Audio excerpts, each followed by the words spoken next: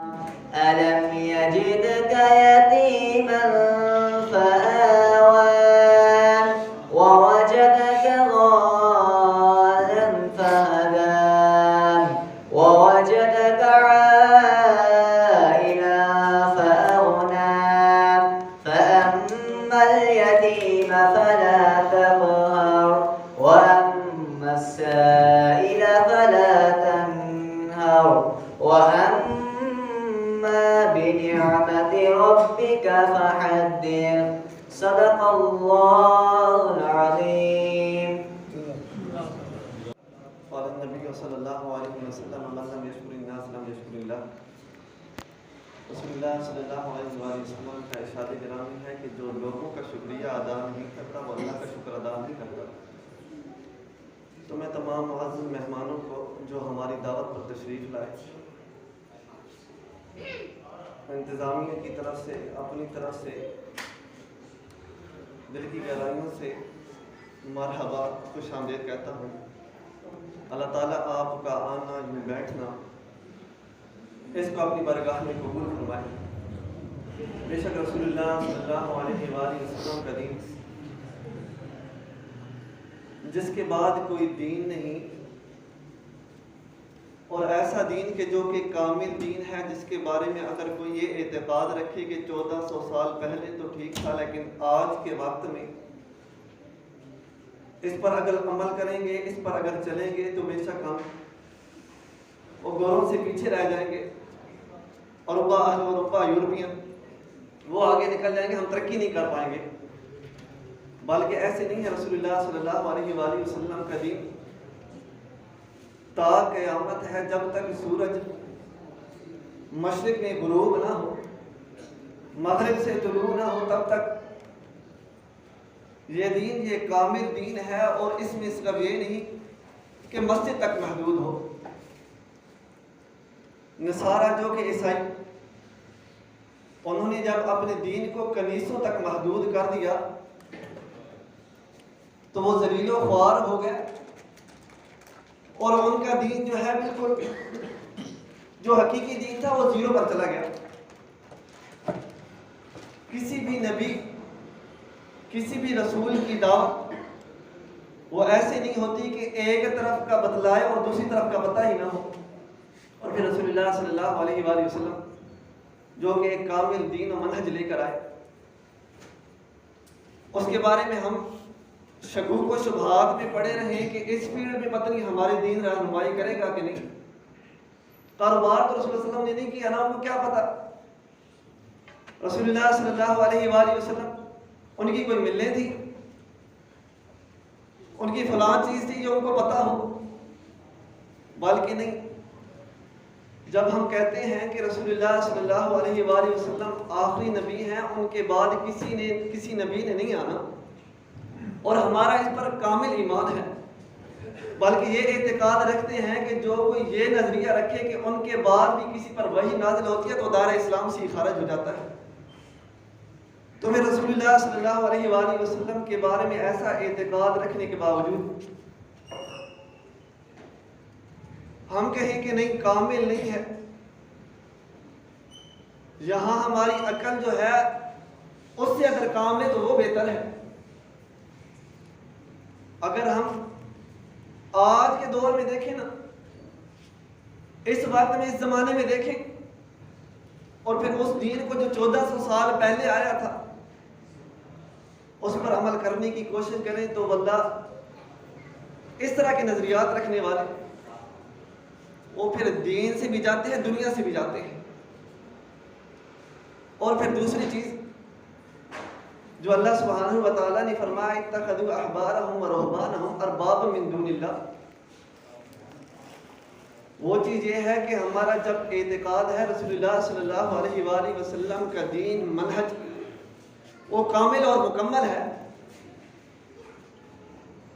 ان کا دین ادھورا دین نہیں ہے, ایک طرف گائیڈ کرتا ہو دوسری طرف کا پتہ نہیں. تو پھر ہمیں رسول اللہ صلی اللہ علیہ وآلہ وسلم کی زندگی کے بارے میں مطالعہ کرنا چاہیے کہ وہ کون سی دعوت لے کر آئے, ان کا منہج کیا تھا, ان کا نظریہ کیا تھا. تو ہمیں بے شک ملے گا کہ رسول اللہ صلی اللہ علیہ وآلہ وسلم کی ابتدائی دعوت جو تھی وہ عقیدے کی دعوت تھی، اور وہ ایسی دعوت کہ جو رسول اللہ صلی اللہ علیہ وآلہ وسلم سے پہلے جو انبیاء کی ابتدا ہوئی، ہر نبی یہی دعوت لے کر آیا اس منہج پر، اس دین پر، اس دعوت پر ہم کس قدر اپنے آپ کو ڈھالنے چلنے کی کوشش کرتے ہیں۔ پھر اتخذوا احبارهم ورهبانهم اربابا من دون اللہ، ایک طرف جب لا الہ الا اللہ کلمہ لیتے ہیں تو دوسری طرف محمد رسول اللہ یہ کلمہ بھی ہم اعتقاد رکھتے ہیں کہ رسول اللہ صلی اللہ علیہ وآلہ وسلم اللہ کے آخری رسول ہیں۔ جو چیز ان سے ثابت ہو اسے منو ان تسلیم کرنا ہمارا اعتقاد ہے،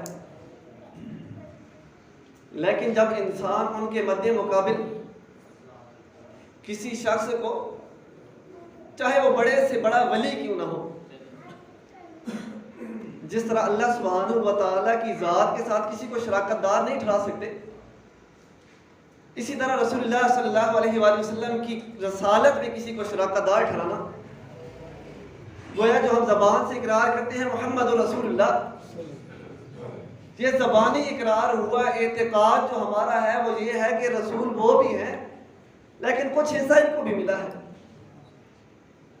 محمد رسول اللہ یہ الفاظ کہنے کے بعد، یہ اعتقاد رکھنے کے بعد پھر بندہ کہے کہ سٹیج پر کھڑا ہو کے فیصل ایسے کہہ رہا تھا یا فلاں خطیب فلاں مولوی ایسے کہہ رہا تھا، اس کی بس بات غلط نہیں ہو سکتی، تو واللہ یہ جہالت ہے اور سراسر جہالت ہے۔ بلکہ صحابہ کرام رضوان اللہ علیہم اجمعین، ان کی حالات زندگی آپ پڑھیں تو وہ جب رسول اللہ صلی اللہ علیہ وآلہ وسلم کی بات ان تک پہنچتی تھی تو عبداللہ بن عمر نے بھی کہا تھا کہ میں تمہیں محمد کی بات بتاتا ہوں، تم کہتے ہو ابو بکر و عمر نے ایسے کہا، اور یہ حقیقت ہے کہ اللہ کی قسم انبیاء کے بعد عظیم ترین لوگ یہ لوگ ہیں ابو بکر و عمر، حتیٰ کہ بعض نے تو عیسیٰ علیہ السلام سے بھی درجہ بڑھا دیا، لیکن حقیقت یہ ہے کہ وہ نبی ہیں، ان کا درجہ عظمت والا عظیم درجہ ہے، لیکن رسول اللہ صلی اللہ علیہ وآلہ وسلم کی امت میں، رسول اللہ صلی اللہ علیہ وآلہ وسلم کی امتیوں میں سب سے عظیم ترین انسان ابو بکر، اس کے بارے میں بھی صحابہ یہ اعتقاد رکھتے تھے کہ اتنا عظیم ولی ہے، خلیفہ ہے، امیر المومنین ہے، لیکن جب رسول اللہ صلی اللہ علیہ وآلہ وسلم کی بات ہم تک پہنچ گئی، اور یہ تو نہیں تھی، ایسے تو نہیں تھا کہ 24 گھنٹے سیدنا ابو بکر آپ کے ساتھ رہتے ہو، شاید ابو بکر تک نہ پہنچی ہو، تو ان کا یہ اعتقاد ہوتا تھا کہ رسول اللہ صلی اللہ علیہ وسلم کی بات پہنچ گئی، بس یہی حتمی فیصلہ ہے، اسی پر ہمارا دین ہے، یہی ہمارا اعتقاد اور منہج ہے۔ تو جب ہم لا الہ الا اللہ محمد رسول اللہ یہ کلمہ پڑھنے کے بعد لا الہ الا اللہ کی شرح میں کہتے ہیں کہ اللہ کے ساتھ کوئی شراکت دار نہیں، تو محمد رسول اللہ میں بھی ہمارا اعتقاد ہے کہ آپ کے ساتھ بھی کوئی شراکت دار نہیں، اور پھر آپ کا یہ دین، آپ کا منہج، آپ کی شریعت کامل و اکمل ہے، وہ رسول اللہ صلی اللہ علیہ وسلم کی بعثت سے لے کر تا قیامت ہے، وقتی نہ تھی، چند دنوں کے لیے نہیں ہے۔ پھر جب رسول اللہ صلی اللہ علیہ وآلہ وسلم کے بارے میں یہ اعتقاد رکھ لیا، یہ چیز ہم نے سمجھ لی، اس منہج کو، عقیدے کو اپنا لیا، تو پھر ہمیں کیوں نہیں سمجھ آتی کہ اختلاف کی وجہ کیا ہے؟ واللہ اختلاف کی کوئی وجہ نہیں، صرف ایک وجہ ہے، وہ جہالت ہے۔ جب ہمیں کوئی چیز پہنچے تو ہم اپنے امام سے رجوع کریں، خطیب سے رجوع کریں، اپنے مولانا سے پوچھیں کہ ہمیں تو اس طرح پتہ چلا ہے، آپ اس کے بارے میں کیا کہتے ہیں؟ ایسا بھی کوئی مسئلہ ہے؟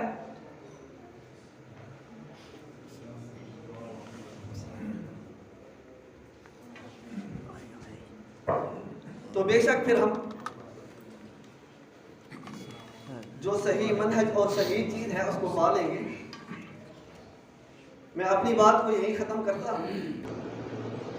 ان الحمد للہ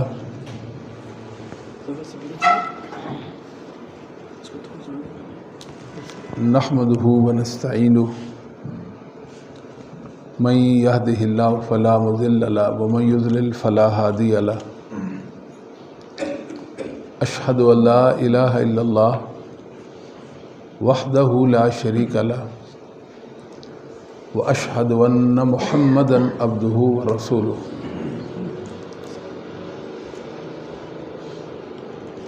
اعوذ باللہ السمیع العلیم من الشیطان الرجیم من حمزه ونفخه ونفثه. فاعلم انه لا الہ الا اللہ رب اشرح لی صدری ویسر لی امری واحلل عقدۃ من لسانی یفقہوا قولی.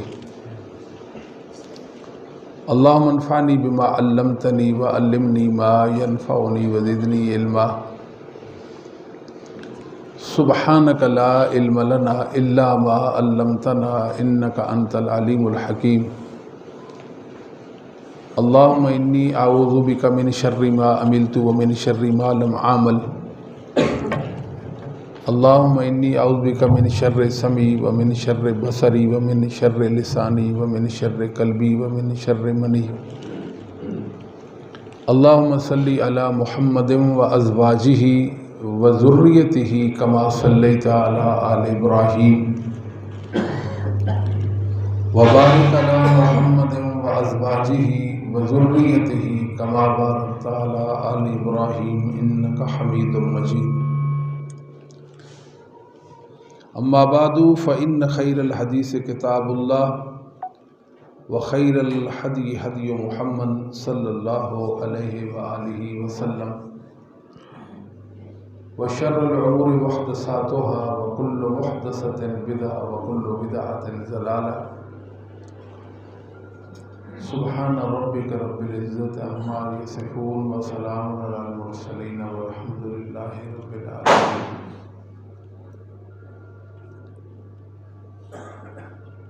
قابل سر احترام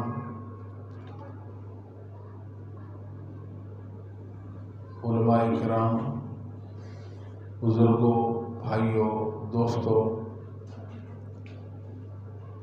آج کی یہ مجلس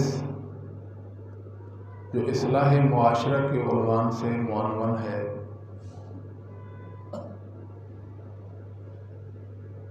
معاشرہ انسانوں کے رہن سہن، ان کے تہذیب و تمدن کا نام ہے. انسانوں سے معاشرہ تشکیل پاتا ہے.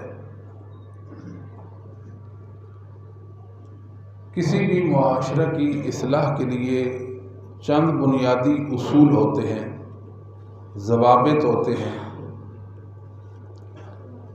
اہل اسلام کے لیے بنیادی اصول توحید باری تعالی ہے. اللہ کی توحید. اللہ کی توحید کے بغیر زمین پر امن نہیں ہو سکتا. جب انسانوں کو اپنے رب کی معرفت نہ ہو تو انسانوں کا لحاظ نہیں کر سکتے. معاشرے میں آسودگی کے لیے اللہ کی توحید کو عام کرنا ضروری ہے. ہر ایک مسلمان اپنی زندگی کا مقصد سمجھ لے. توحید یہ مخلوق پر خالق کا حق ہے. اسی لیے اللہ نے یعنی توحید کی خاطر اللہ نے تمام مخلوقات کو تخلیق فرمایا. انبیاء اور رسول کو بھیجا، کتابیں نازل کی، زمین و آسمان کو تخلیق فرمایا. اور اسی توحید پر زمین و آسمان قائم ہے. لا تقوم الساعة حتى يقال في الارض اللہ اللہ۔ صحیح مسلم کی حدیث ہے، قیامت اس وقت تک قائم نہیں ہوگی جب تک زمین پر اللہ اللہ یعنی اللہ وحدہ لا شریک کی پکار ہوتی رہے گی۔ مسلم احمد کے الفاظ ہیں لا تقوم الساعة حتى يقال في الارض لا الہ الا اللہ۔ جب تک زمین پر کلمہ لا الہ الا اللہ پڑھنے والے، اس کے تقاضوں کو پورا کرنے والے، ان کے موانع اور شرائط کا لحاظ رکھنے والے دنیا میں موجود ہوں گے، قیامت نہیں آئے گی۔ قیامت اس وقت آئے گی جب برے لوگ دنیا میں رہ جائیں گے جن کے پاس اسلامی عقائد و اعمال نہیں ہوں گے۔ تو دنیاوی اور اخروی نجات توحید میں مضمر ہے، توحید بن چارہ نہیں۔ اس لیے ہر مسلمان کو چاہیے کہ اپنے اللہ وحدہ لا شریک کی پہچان حاصل کرے۔ توحید کیا ہے؟ توحید اللہ کا بندوں پر حق ہے۔ وہ حق یہ ہے کہ بندے اللہ کے سوا کسی کی عبادت نہ کریں، تمام عبادات اللہ کے لیے خاص کر دے۔ اللہ رب العالمین کی عبادت میں کسی کو شریک مت ٹھہرائیں۔ ابو مجلس لاحق بن حمید ایک تابعی ہیں، ان سے پوچھا گیا کہ شرک کیا ہے، یعنی توحید کی ضد شرک ہے۔ ان تتخذ من دون اللہ اندادا، شرک یہ ہے کہ آپ اللہ کے ساتھ اس کے شریک بنا لیں، اللہ کے شریک بنا لیں کہ یہ کام وہ بھی کر سکتا ہے جو اللہ رب العالمین کی ذات کے ساتھ خاص ہے، اللہ کے سوا کوئی نہیں کر سکتا، وہ دوسروں کے بارے میں کہہ دے کہ اللہ کے علاوہ بھی یہ کام کر سکتے ہیں، یہ شرک ہے۔ اسی طرح وَجَعَلُوا مِنْ عِبَادِهِ جُزْءًا، اللہ تعالیٰ فرماتے ہیں ان مشرکوں نے اللہ کے بندوں کو اس کا جز بنا دیا۔ من عبادہ، اللہ کے بندوں کو اللہ کا جز بنا دیا۔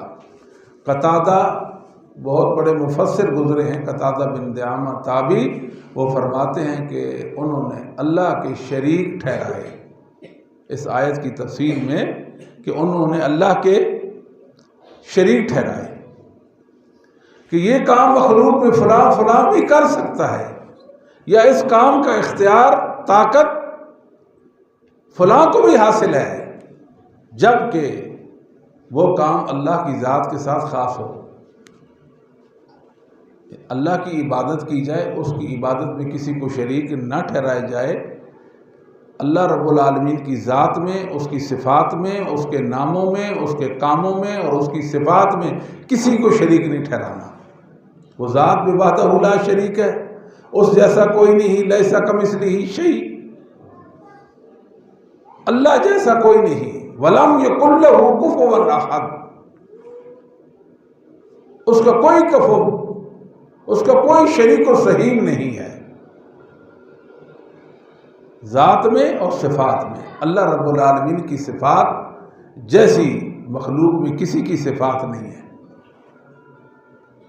وہ اپنی صفات میں یکتا ہے، اس جیسی صفات کسی کی نہیں ہے، اس کی ساری کی ساری صفات باکمال ہیں، اس کی صفات میں نقص اور عیب نہیں ہے۔ یہ بات اچھی طرح سمجھیے۔ جب انسان کو اللہ کی صحیح معنوں میں معرفت حاصل ہو جائے کہ میرا اللہ کتنی قدرتوں اتنی طاقتوں والا ہے، پھر وہ مخلوق جو عاجز اور کمزور ہے اس کے سامنے نہیں جھکے گا، اس کا وہ ادب بجا نہیں لائے گا، اس کی وہ تعظیم نہیں کرے گا جو اللہ کے شایان شان ہے، جو ادب اللہ کے شان لائق ہے، پھر وہ مخلوق کا وہ ادب نہیں کرے گا۔ یہ جو مخلوقات کی عبادت کرنے والے کسی بھی حوالے سے روز قیامت دنیا میں تو یہ کہتے ہیں ہم اللہ کو اللہ مانتے ہیں، اور یہ جو بزرگ ہیں، جو نیک لوگ ہیں، ان کو ہم اللہ نہیں مانتے، ہم ان کو اللہ تو نہیں مانتے، ہم تو ان کو سفارشی بناتے ہیں، اللہ کے ہاں یہ ہمارے سفارشی ہیں۔ اللہ تعالیٰ فرماتے ہیں مشرکین کے حوالے سے، مشرکین مکہ، ما نعبدہم الا لیقربونا الی اللہ زلفیٰ، یہ اللہ کے ہمیں قریب کر دیں گے، چونکہ یہ نیک لوگ ہیں، یہ مرتبے والے ہیں، اللہ کے ہاں ان کی جاہ ہے۔ وہ کہتے ہیں ہم ان کو اللہ تو نہیں مانتے، نہ ہی ہم ان کو اللہ جیسا مانتے ہیں، نہ ہی ہم ان کو اللہ کے برابر مانتے ہیں تو اللہ کی مخلوق۔ ان کے پاس جو اختیارات ہیں، جو ان کے پاس حیثیتیں ہیں، وہ اللہ کی دی ہوئی ہیں۔ اتنے اختیارات اور اتنی حیثیتیں ہیں کہ جو چاہے کر سکتے ہیں، جو چاہے کرا سکتے ہیں۔ پھر اللہ رب العالمین سے انسان کی نظر ہٹ جاتی ہے، مخلوق کی طرف اس کی نظریں مرکوز ہو جاتی ہیں۔ اللہ تعالیٰ فرماتے ہیں ام اتخذوا من دونہ آلہہ، یہ کہتے ہیں یہ ہمارے اللہ نہیں ہیں، اللہ فرماتے ہیں یہ ان کے اللہ ہیں۔ یہ کہتے ہیں ہمارے اللہ نہیں ہیں، اللہ فرماتے ہیں یہ ان کے اللہ ہیں۔ اور یہ یاد رکھیں کہ جو اللہ کی صفات اللہ کے بندوں میں، مخلوق میں دیکھتا ہے، اور وہ کام جو اللہ کی ذات کے ساتھ خاص ہے وہ مخلوق میں بھی دیکھتا اور ثابت کرتا ہے، وہ حقیقت میں مخلوق کو اللہ کے مقابل وہ اللہ مان رہا ہوتا ہے۔ ام اتخذوا من دونہ آلہہ، اللہ تعالیٰ فرماتے ہیں قل ہاتوا برہانکم، دلیل لاؤ۔ کیا دلیل ہے؟ بات تو دلیل کی چلے گی، اور یاد رکھیں کہ جو اللہ کے ساتھ شریک ٹھہراتا ہے وہ دلیل سے عاری ہوتا ہے، اس کے پاس کوئی دلیل نہیں ہوتی۔ وَاسْأَلْ مَنْ أَرْسَلْنَا مِنْ قَبْلِكَ مِنْ رُسُلِنَا اَجْعَلْنَا مِنْ دُونِ الرَّحْمَنِ آلِهَةً يُعْبَدُونَ، میرے پیغمبر آپ سے پہلے ہم نے رسولوں کو بھیجا ہے، ان سے پوچھیں کیا ہم نے کوئی رحمان مقرر کیا تھا کہ جس کو اللہ کے علاوہ کوئی اللہ بنا لیا جائے؟ تو لہذا جو لوگ اللہ کے ساتھ شریک ٹھہراتے ہیں وہ کب مانتے ہیں ہم اللہ کے شریک بنا رہے ہیں، وہ کب مانتے ہیں ہم اللہ کے ان کو برابر سمجھتے ہیں، وہ کب مانتے ہیں کہ یہ ہمارے اللہ ہیں؟ اللہ تو وہ کہتے ہی نہیں ہیں۔ کب کہیں گے؟ جب قیامت کھڑی ہو جائے گی۔ اذ نسویکم برب العالمین، ہم آپ کو اللہ رب العالمین کے برابر سمجھتے تھے۔ کس کے برابر سمجھتے تھے؟ اذ نسویکم برب العالمین، ہم تم کو رب العالمین کے برابر سمجھتے تھے۔ وہی اطاعت جو اللہ رب العالمین کی ہم نے کرنی تھی تمہاری کرتے تھے، وہ محبت جو اللہ کے لیے روا تھی ہم اللہ کی محبت میں تمہیں شریک ٹھہراتے تھے۔ ثم الذین کفروا بربہم یعدلون، یہ کافر اللہ کے بندوں کو جو اللہ کے شریک بناتے ہیں یہ اللہ کے برابر ٹھہراتے ہیں، جبکہ کہتے کیا ہیں کہ نہیں ایسا تو نہیں ہے، ایسا نہیں ہے، ہم ان کو اللہ نہیں مانتے، وہ حقیقت میں ان کے اللہ ہی ہیں۔ اللہ تعالیٰ فرماتے ہیں قل ہاتوا برہانکم ھذا ذکر من معی و ذکر من قبلی، یہ قرآن ہے میرے پاس، اللہ کا کلام ہے، اس میں کوئی دلیل لے آؤ۔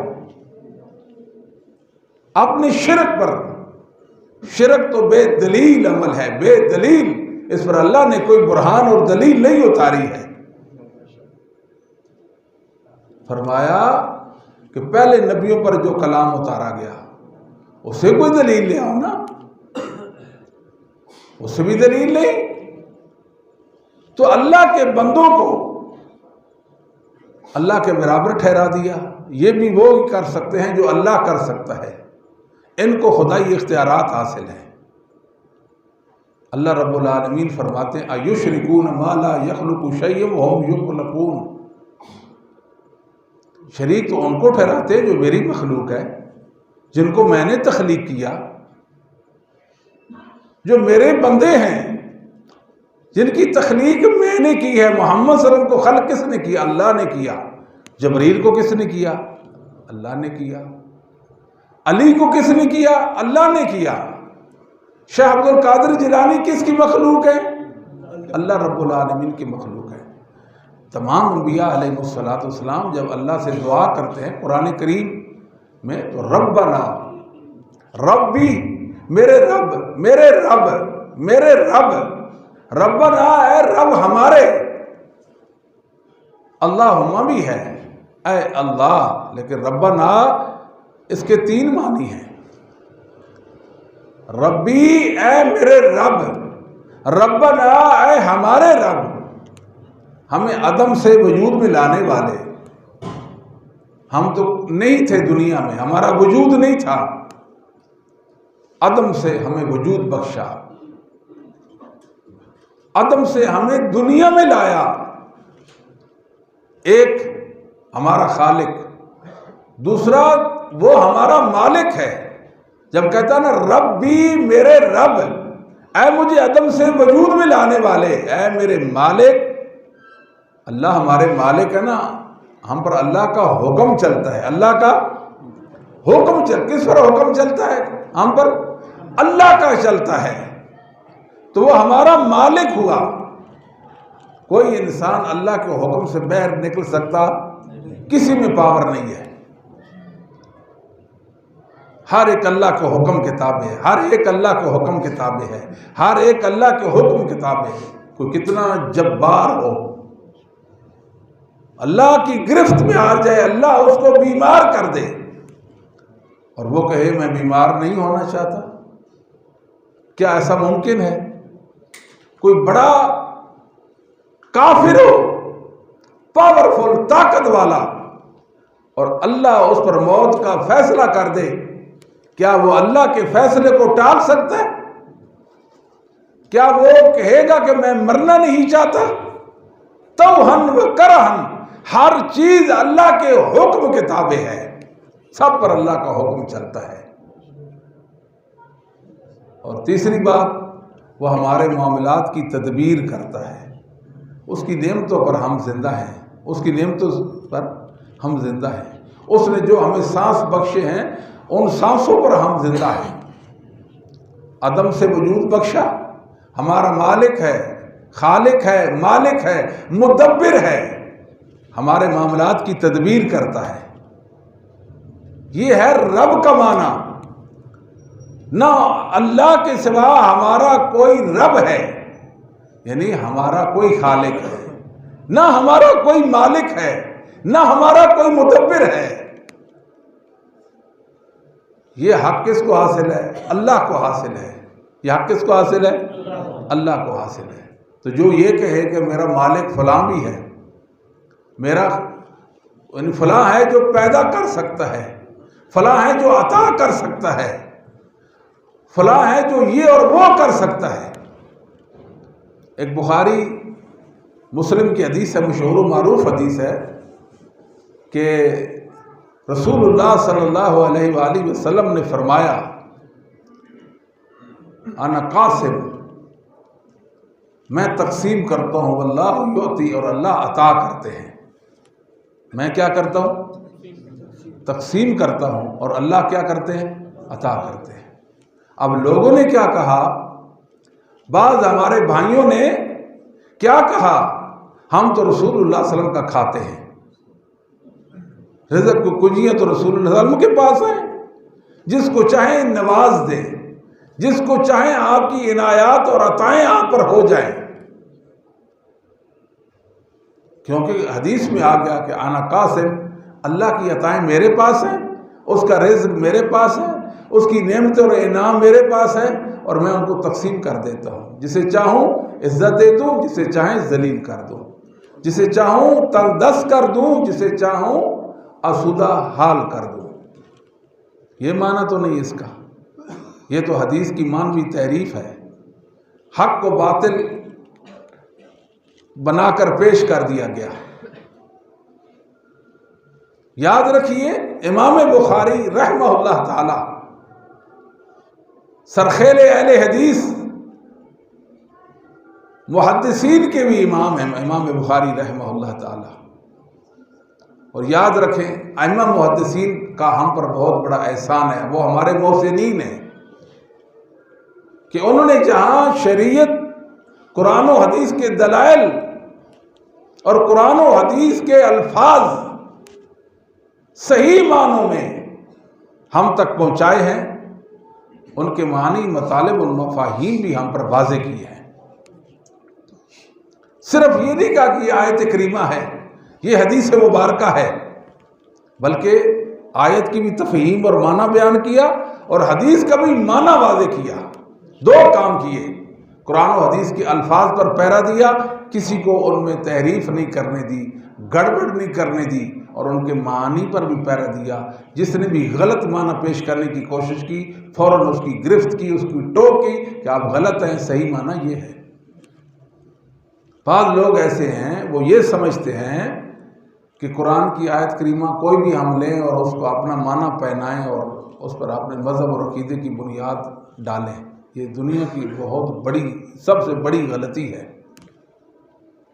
یہ وہ لوگ کرتے ہیں جو اپنے آپ کو محدثین سے بے نیاز سمجھتے ہیں کہ ہمیں ائمہ دین کی، ائمہ مسلمین کی، ائمہ ہدا، ائمہ اسلام کی ضرورت نہیں۔ ہم علم والے ہیں، ہم اپنے علم کے بلبوتے پر قرآن و سنت کی تعبیریں پیش کریں گے، قرآن و سنت کے معنی، من پسند معنی مطالب لوگوں کے سامنے پیش کریں گے۔ یہ غلطی ہے۔ الحمدللہ جو اہل الحدیث ہیں اپنی اصل کے ساتھ جڑے ہوئے ہیں، اپنی اصل، ہماری اصل صحابہ ہیں، تابعین ہیں، محدثین اعظام ہیں، ہم ان کے ساتھ جڑے ہوئے ہیں۔ عقیدے کی کوئی شک اور جزی ایسی نہیں ہے کہ محدثین کیا کچھ کہتے ہوں اور ہم ان کے برخلاف کچھ کہتے ہوں۔ جو ان کا عقیدہ وہ ہمارا عقیدہ، جو ان کا عمل وہ ہمارا عمل ہے۔ ہمارے اندر سپردگی ہے، ہم نے اپنے آپ کو ائمہ محدثین کے سپرد کر دیا ہے۔ آپ جو منوائیں ہم ماننے کے لیے تیار ہیں۔ محدثین ان کے حقیقی وارث اہل الحدیث ہیں، اہل حق، جن کو اہل السنہ والجماعت کہتے ہیں۔ اور بعض لوگ ہیں وہ یہ کہتے نہیں تھکتے کہ ہم اہل السنہ والجماعت ہیں۔ ٹھیک ہے، نام اچھا ہے، لیبل اچھا ہے، لیکن اس میں کوئی حقیقت بھی ہونی چاہیے، اس پر کوئی ثبوت اور دلیل بھی ہونی چاہیے۔ آپ اپنے ماتھے پہ لکھوا لیں، گھروں سے باہر مسجدوں کے باہر لکھوا لیں، کیا ہوتا ہے؟ آپ اپنے عقیدے کو محدثین پر کیوں نہیں پیش کرتے؟ مسلمانوں کی جو عقائد کی کتابیں ہیں جن کو السنہ کا نام دیا جاتا ہے، ان میں اپنے عقائد تلاش کریں۔ دوربین سے بھی آپ کو نظر نہیں آئیں گے اپنے عقائد ائمہ کی کتابوں میں، ائمہ مسلمین کی کتابوں میں، جن پر یہ ذمہ داری تھی وہ اسلامی عقائد کو متعین کریں اور اپنی کتابوں میں مدون کریں، درج کریں۔ ان کے تو عقائد ہی نظر نہیں آتے، تو اپنے آپ اہل سنہ والجماعت کس بنیاد پر کوئی کہہ سکتا ہے؟ اسی بات پہ نازاں ہیں کہ ہم اہل سنہ والجماعت ہیں۔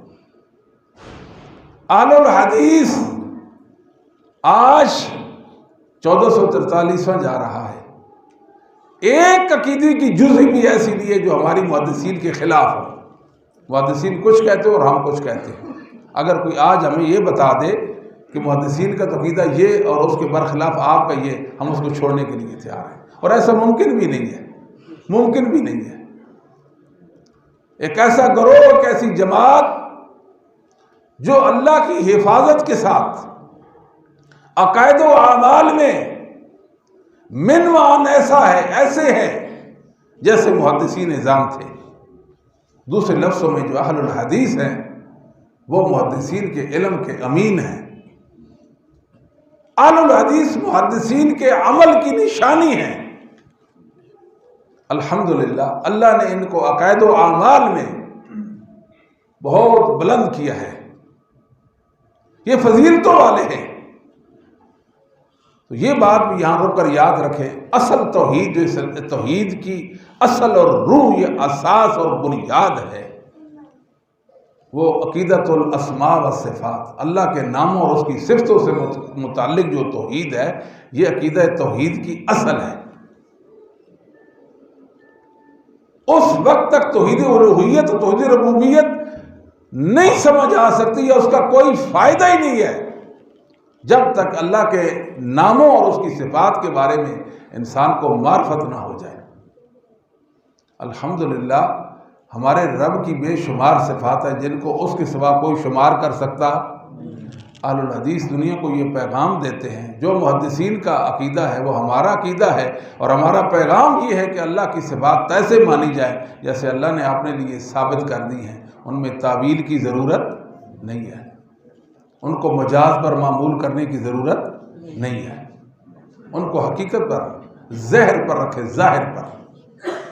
اللہ کی ہر صفت کو ظاہر پر رکھنا ہے، حقیقت پر اس کو معمول کرنا ہے۔ مثال کے طور پر ایک چھوٹی سی مثال کہ حدیث میں ہے کہ ینزل ربنا، ہر رات اللہ رب العالمین آسمانی دنیا پر نزول فرماتے ہیں، اپنے عرش سے آسمانی دنیا پر اللہ اترتے ہیں۔ کیا کرتے ہیں؟ اترتے ہیں۔ اہل الحدیث ائمہ نے کیا النزول معلوم والکیف مجہول والسؤال عنہ بدعہ۔ اللہ کا نازل ہونا تو معلوم ہے، لغت کے اندر پتہ ہے کہ نازل کا کیا معنی ہے، لیکن اس کی کیفیت کا علم نہیں ہے کہ اللہ کیسے نازل ہوتے ہیں، اور کیفیت کے بارے میں سوال کرنا، پوچھنا، بتاؤ کہ اللہ جب نازل ہوتا ہے تو عرش خالی ہو جاتا ہے کہ نہیں ہو جاتا، کہیں دن کہیں رات یہ سلسلہ چلتا ہے، پھر تو اللہ ہر وقت نزول کرتا ہے۔ اس طرح کا سوال کرنا ہی اصلاً بدعت ہے۔ اس سوال کا حق اول کس کو حاصل تھا؟ اس سوال کا حق صحابہ کو حاصل تھا، تابعین کو، تبع تابعین، ائمہ دین کو۔ جب انہوں نے یہ سوال نہیں کھڑا کیا تو دنیا میں کسی کو یہ سوال اٹھانے کی اجازت نہیں ہے۔ بس ماننا ہے کہ اللہ کے متعلق رسول اللہ نے خبر دی ہے کہ ہمارا رب آسمان دنیا پر ہر رات کو نزول فرماتے ہیں۔ اللہ کا یہ نزول حقیقی ہے، مجازی نہیں، اس کی تعویل نہیں۔ اور کتنے لوگ ہیں اللہ کے اس صفت نزول کو نہیں مانتے، اس کی تعویل کرتے ہیں۔ وہ کہتے ہیں نزول کا معنی یہ ہے کہ اللہ اپنا فرشتہ نازل کرتے ہیں، اللہ فرشتہ نازل، یا اللہ اپنا کوئی خاص حکم نازل کرتے ہیں، یا اللہ رب العالمین اپنی خاص رحمت کا نزول فرماتے ہیں۔ اللہ تعالیٰ کا اپنا نزول وہ ثابت نہیں کرتے۔ اسی طرح اللہ رب العالمین کے متعلق اہل السنہ والجماعت کا یہ اجماعی اور اتفاقی عقیدہ ہے کہ ہمارا اللہ کہاں ہے؟ اللہ ہمارا عرش پہ ہے۔ ان سے پوچھا اللہ کہاں ہے؟ اللہ شاہراہ کے قریب ہے، اللہ دلوں میں ہے، اللہ ہر جگہ ہے، اللہ ہر چیز میں ہے۔ بہت بڑی خطا ہے۔ اللہ کی معرفت نہ ہونے کی بہت بڑی یہی دلیل ہے کہ کوئی کہے کہ میں اللہ کو اللہ مانتا ہوں، وہ اللہ کہاں ہے؟ وہ ہر جگہ ہے، ہر چیز میں اللہ ہے۔ اللہ کہاں ہے؟ اللہ دل میں ہے، یعنی اللہ کو کہتے ہیں کہ اللہ دل میں ہے۔ ہم یہ کہتے ہیں کہ قرآن سے، حدیث سے، فطرت سے، امت کے اجماع سے یہ بات ثابت ہے کہ اللہ رحمان اپنے عرش پر بلند ہے۔ جس اللہ کو ہم سجدہ کرتے ہیں، جس کے سامنے جھکتے ہیں، وہ اللہ کہاں ہے؟ اپنے عرش پہ ہے، اللہ ہر جگہ نہیں۔ جس اللہ کی طرف ہم لوگوں کو دعوت دیتے ہیں، بلاتے ہیں کہ لوگوں ہمارے اللہ کی طرف آ جاؤ، جس کی عبادت، جس کے لیے ہم عاجزی کا کہتے ہیں کہ ہر عاجزی اسی کے لیے اختیار کرو، وہ کہاں ہے؟ وہ عرش پہ ہے، وہ ہر جگہ نہیں ہے۔ کہتے ہیں جی کہ اللہ رب العالمین پھر تو معدود ہو گیا۔ عرش تو ایک معدود چیز ہے۔ ہمارے رب نے خبر دی الرحمن علی العرش استوى، رحمان اپنے عرش پر بلند ہے۔ کیسے؟ الاستواء معلوم والکیف مجہول والسؤال عنہ بدعہ۔ وہی اہل سنہ کا جو عقیدہ، وہی جو ربیعہ بن عبد الرحمن اور امام مالک بن انس کا عقیدہ ہے، اہل سنت کا جو عقیدہ ہے کہ اللہ کا عرش پر استوا ہونا، اس کا عرش پر بلند ہونا کیسے ہے؟ کما یلیق بشانہ و جلالہ و عظمتہ، جیسے کہ اللہ کے شایان شان، جیسے اللہ کے لائق ہے تیسے اللہ اپنے عرش پہ ہے۔ عرش تو اللہ کی بہت بڑی مخلوق ہے، اللہ اپنی مخلوق کا محتاج نہیں ہے۔ یہ تو اہل سنت کا عقیدہ ہے۔ اللہ کو سجدہ کرتے ہیں تو ہمارا دل کہاں متوجہ ہوتا ہے جی؟ ہمارا دل کا اللہ کی طرف اوپر کو متوجہ ہوتا ہے نا، ارد گرد تو ہمارا دل نہیں متوجہ ہوتا۔ ہم کہتے ہیں رسول اللہ صلی اللہ علیہ وسلم پر قرآن نازل ہوتا تھا۔ نزول کا معنی اعلیٰ سے اسفل، اوپر سے نیچے کو اترنا کو نزول کہتے ہیں۔ قرآن نازل ہوا، جبریل کہاں سے لے کر آتے تھے؟ اللہ کے پاس سے لے کر آتے تھے۔ اللہ کلام کرتے، جبریل سنتے تھے حروف کے ساتھ، آواز کے ساتھ۔ جبریل نے سنا، محمد صلی اللہ علیہ وسلم پر پڑھا اور محمد امت پر پڑھ کر سنا دیا۔ یہ اللہ کا کلام۔ تو اللہ ہر جگہ موجود ہو، ہر چیز میں موجود ہو، اللہ دلوں میں ہو، تو قرآن کے نزول کا کیا معنی؟ پھر اوپر سے نازل ہونے کا کیا مطلب ہوگا؟ اللہ تو ہر جگہ موجود ہے۔ اگر ہر جگہ موجود، پھر قرآن کے نازل ہونے کا کوئی معنی نہیں ہے۔ بہت سارے دلائل ہیں قرآن سے، حدیث سے، بہرحال بالاستیعاب ان کو بیان کرنا، یہ ذکر کرنا مقصود نہیں ہے۔ ایک چھوٹا سا بچہ ہو، 3 سال کا، 3 سال کا بچہ ہو، آپ اسے پوچھیں بیٹا اللہ کہاں ہے؟ وہ مسلمان کے گھر پیدا نہ ہوا ہو، وہ کسی کافر کے گھر جنم اس نے لیا ہو، کبھی اس کے سامنے ہمارے اللہ کا نام پکارا ہی نہ گیا ہو، اللہ کا نام اس کے سامنے ذکر نہ کیا گیا ہو، پوچھے اللہ کہاں ہے؟ اگر بول سکتا کہے گا اللہ اوپر ہے، نہیں تو انگلی کا اشارہ کرے گا۔ باپ کافر ہے، اللہ کو تو مانتا نہیں، بیٹا کہتا ہے اللہ اوپر ہے۔ کل مولود یولد الفطرہ فابواہ یحودانہ او یحودانہ او ینصرانہ او یمجسانہ، ہر بچہ فطرت اسلام پر پیدا ہوتا ہے، والدین اس کو یہودی بنا دیں، نصرانی بنا دیں، اس کو مجوسی بنا دیں، ماحول اس کو یہودی، نصرانی اور مجوسی بنا دیں۔ یہ کفار جو اللہ کے منکر ہیں، یہ جب چھوٹے تھے، بچے تھے، یہ بھی اللہ کو اوپر مانتے تھے۔ کتنے والدین ایسے ہیں جو یہ کہتے ہیں کہ اللہ تو ہر جگہ ہے، اللہ دل میں ہے، کہتے ہیں۔ جب ان سے بچوں سے پوچھا جائے بیٹا آپ بتاؤ، وہ کہتے ہیں اللہ اوپر ہے۔ ہم نے تو نہیں بتایا ان کو، اللہ نے اس عقیدے کو ان کے اندر، عقیدہ توحید کی جو اصل ہے، اس کو ان کے اندر ودیت کر دیا ہے۔ پھر ماحول ان پر اثر انداز ہوتا ہے۔ کل کلا ہم دیکھتے ہیں کہ وہی بچے جو کہتے تھے اللہ اوپر ہے، وہ کہتے ہیں اللہ ہر جگہ ہے، اللہ دلوں میں ہے، اور یہ بھی کہتے ہیں کہ اللہ کے کئی منکر بن جاتے ہیں، ایسا بھی ہو جاتا ہے۔ بہرحال کہنے کا مقصد یہ ہے کہ یہ اللہ کی کوئی صفات ہے۔ کتنی صفات ہیں؟ کتنی صفات ہیں جن کو اللہ کے سوا کوئی شمار کر سکتا؟ آپ کو سمجھ آتی کہ نہیں؟ اللہ کی کتنی صفات ہے، اللہ کے سوا ان کو کوئی شمار کر سکتا نہیں۔ یہ کہتے ہیں صرف اللہ کی 7 صفتیں ہیں۔ کتنی صفتیں؟ 7۔ تو اہل سنت والجماعت تو یہ بات نہیں کرتے۔ یہ کون سی توحید ہے جو اللہ کی صفات سے خالی ہے؟ یہ کون سی توحید ہے جس میں اللہ کی معرفت نام کی کوئی چیز نہیں ہے؟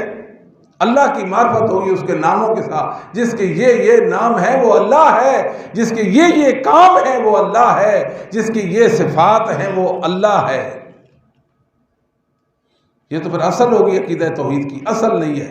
کتنے لوگ اپنے آپ کو کہتے ہیں ہم قبروں کو سجدہ نہیں کرتے، بزرگوں کو اللہ کا شریک نہیں بناتے، وہ اپنے تو خیال کرتے ہیں ہم موحد بن گئے۔ اتنی سی بات پر وہ موحد نہیں بن جاتے۔ توحید کے ایک باب میں انہوں نے اچھی بات کر دی ہے، اللہ کا کوئی شریک نہیں۔ ٹھیک ہو گیا یہ بات، یہ بزرگ ہیں جو کرنی بھرنی والے نہیں ہیں، اچھی بات ہے، مگر جب تک عقیدت الاسماء والصفات نہیں ملے گا اس وقت تک توحید سمجھ نہیں آئے گی، اور توحید الوہیت اور توحید ربوبیت کا پھر فائدہ بھی نہیں ہوگا۔ اس لیے اہل علم کو چاہیے کہ منبر و محراب پر صحیح اسلامی عقائد ہیں ان کو بیان کرے اور اچھے طریقے سے بیان کرے، اہل سنت کے منہج اور طریقے کے مطابق بیان کرے، تاکہ انسانوں کو اللہ کی معرفت ہو۔ جب تک اللہ کی صفات کا علم نہ ہو جائے گا، معرفت نہیں ہو جائے گی، تب تک اللہ کی محبت دل میں آ سکتی نہیں ہے، کیونکہ اس کی معرفت ہی نہیں آئی تو محبت کیسے پیدا ہو جائے گی؟ اس کی خشیت دل میں نہیں آئے گی۔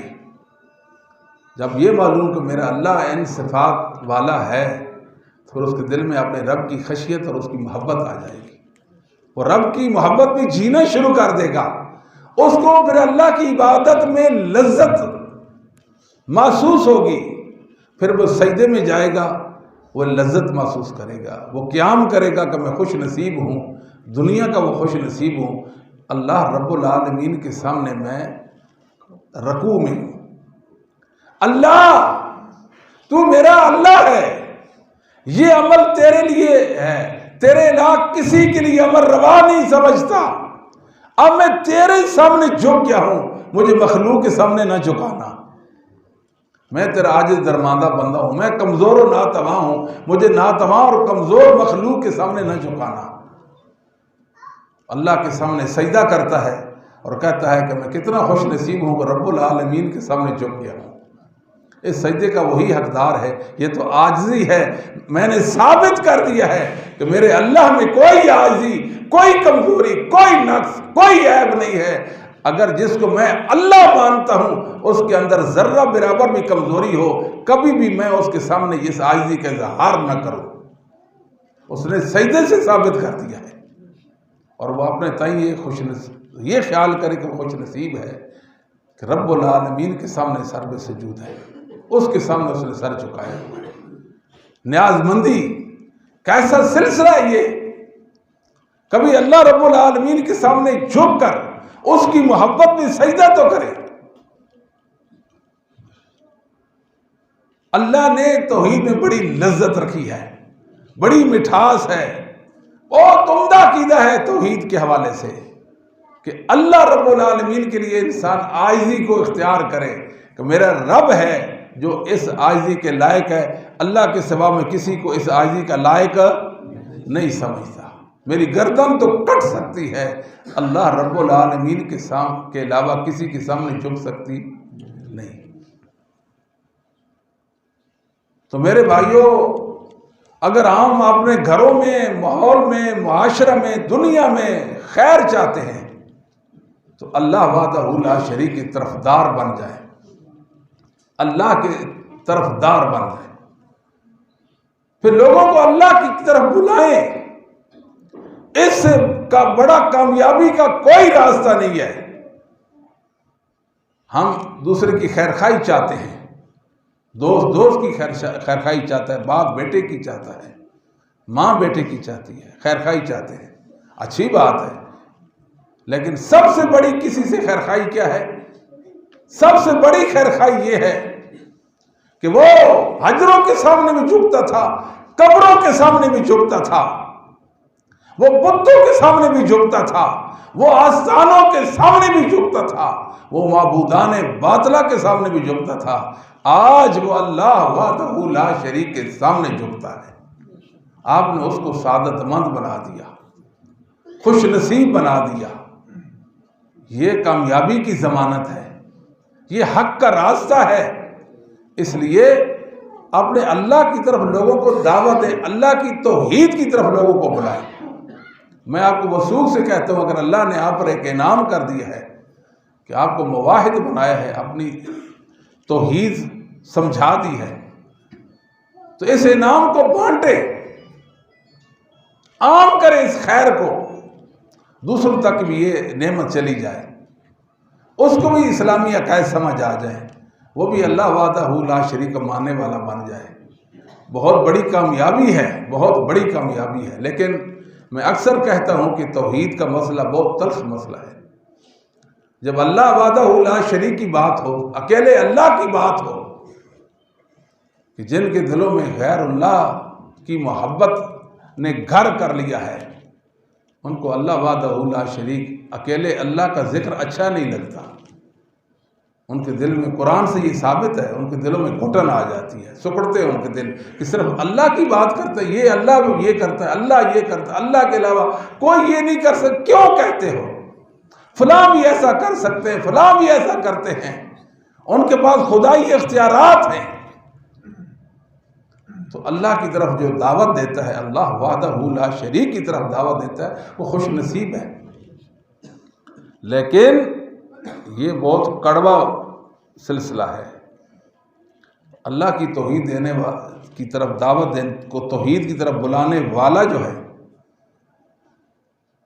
وہ پھر سکون سے زندگی نہیں بسر کر سکتا، پھر اس کی زندگی میں آزمائشیں آتی ہیں، اس کے جینا دوبر کر دیا جاتا ہے، زمین اس پر تنگ کر دی جاتی ہے، لوگ اس پر الزام تراشیاں کرتے ہیں، باتیں کرتے ہیں، انگلیاں اٹھاتے ہیں، رشتہ دار دور بھاگیں گے، دور بھاگیں گے، دوست دشمن بن جائیں گے۔ یہ لازمی امر ہے۔ اگر آپ خالص اللہ کی طرف دعوت دینے والے ہیں پھر لوگ آپ کی مخالفت ضرور کریں گے۔ یہ ہو ہی نہیں سکتا کہ آپ اللہ کی طرف لوگوں کو دعوت دیں اور لوگ آپ سے ناراضی نہ ہوں، آپ کے گلے میں پھول ڈالیں، کیسے ممکن ہے؟ آپ کو پھول پیش کریں، آپ اللہ کی توحید کی دعوت دیں، یہ ناممکن ہے، ناممکن۔ ہاں، اس کا ایک فائدہ تو یہ ہو جائے گا، دنیا میں ہوں گے تو مخالفت کا سامنا ہوگا، جب دنیا سے چلے جائیں گے جن لوگوں کی آپ نے اس ہدایت کی رہنمائی کی ہوگی اللہ ان کو وہ ہدایت عطا فرما دیں گے، وہ مواحد بن جائیں گے، پھر غیبت میں، پھر آپ دنیا میں چلے جائیں گے، آپ کے لیے دعا گو ہوں گے۔ اللہ کا ایک بندہ تھا، میں تو مشرک تھا، میں تو اللہ کا باغی تھا، اس نے میرے اللہ کا راستہ مجھے دکھا دیا۔ غیبت میں پھر دنیا آپ کے لیے دعائیں کرے گی، دنیا آپ کے لیے دعائیں کرے گی کہ اللہ کا کوئی بندہ تھا جس نے مجھے میرے رب کی مجھے پہچان اور معرفت کرائی۔ اس لیے سعادت مند بنے، خوش نصیب بنے، عقیدہ توحید کے پرچار کر بن جائے، اس کو عام کریں، عام۔ اب آپ دیکھتے ہیں کہ مذہبی سکالر ہیں، چینلوں پہ آ گئے، میڈیا پہ آ گئے، جس کو بسم اللہ کی با کا بھی معنی شاید نہ آئے، معلوم نہ ہو، وہ بھی اب علامہ فہمہ بنا ہوا ہے، بڑی بات کرتے ہیں جی سکالر صاحب، بڑی بات، انگلش کے 2 لفظ بول دیے اپنے کلام میں، بڑے سکالر ہیں جی، کیا بات کرتے ہیں جی۔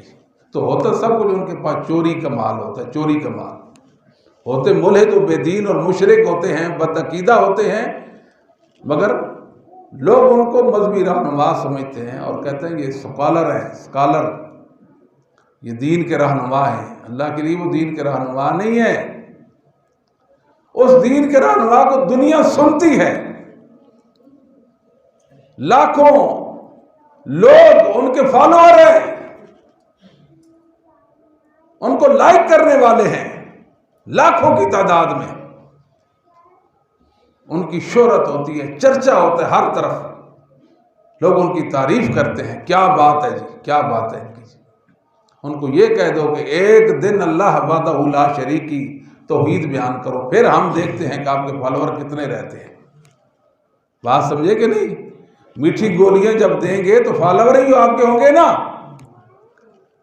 اللہ کی توحید کی بات کریں نا جب، پھر آپ کو ماننے والے ہوں، آپ کو سلام کرنے والے ہوں، آپ کے گلے میں پھول ڈالیں، پھر ہم آپ کو سلام کریں گے کہ واقعی کوئی بات ہے۔ یہ کریں تو یہ ہو جائے گا، وہ کریں تو وہ ہو جائے گا، اتنا پڑھیں تو یہ ہو جائے گا، اس طرح کے یہ سکالر بن جاتے ہیں۔ یعنی ایسا دعوت کا سلسلہ، ایسا پیغام جس میں اللہ کی توحید کا کوئی سلسلہ نہیں ہے، وہ غیر معتبر ہے۔ توحید رسول اللہ صلی اللہ علیہ وسلم نے مکی زندگی میں 13 سال آپ مکہ میں رہے اور 10 سال مدینہ میں، نبوت کا یہ دورانیہ ہے۔ مکہ میں کیا، نماز تو مدینہ میں فرض ہوئی، روزہ مدینہ میں، زکوٰۃ مدینہ میں، حکم اگرچہ پہلے فرضیہ، احکام تو بعد میں نازل ہوئے۔ تو مکہ میں کیا کرتے رہے؟ اللہ وحدہ لا شریک کی دعوت دیتے رہے، اللہ کی دعوت دی، اللہ کی طرف پکارا، بتایا یہ کچھ نہیں کر سکتے۔ اور یہاں رک کر ایک اور بات بھی یاد رکھیں کہ جو مشرکین مکہ تھے ان کے بارے میں ہمیں جو کنسپٹ دیا گیا کہ وہ بتوں کے پجاری تھے۔ ایک بت کا نام بتاتے ہیں جی لات تھا، دوسرے کا منات تھا، تیسرے کا عزا تھا، یہ تھا وہ تھا وہ تھا، بے شک یہ سب بتوں کے نام ہیں۔ جب مکہ فتح ہوا تو رسول اللہ صلی اللہ علیہ وسلم فاتح کی حیثیت سے مکہ میں داخل ہوئے تو کعبۃ اللہ میں 360 بت تھے۔ گھر اللہ کا، اللہ وحدہ لا شریک کی عبادت کے لیے ایک نشان اور علامت، اور اس کو بھر دیا غیر اللہ، ان بتوں سے بھر دیا اس کو۔ رسول اللہ صلی اللہ علیہ وسلم کعبۃ اللہ میں داخل ہوئے، جاء الحق وزهق الباطل ان الباطل کان زہوقا۔ نبی کریم صلی اللہ علیہ وسلم گردنیں اتار رہے ہیں، بتوں کو توڑ رہے ہیں، بتوں کو توڑ رہے ہیں۔